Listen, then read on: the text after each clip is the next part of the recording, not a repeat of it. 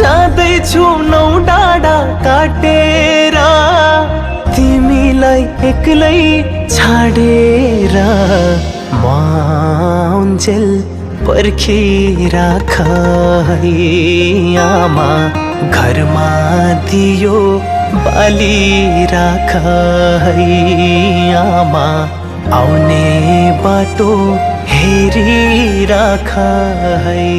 एक मन लाग्छ पखेटा भिजाएर छोरो उडोस्, अर्को मन लाग्छ सधैँभरि आफ्नो आँखा अगाडि बसिरहोस्। के गर्ने होला?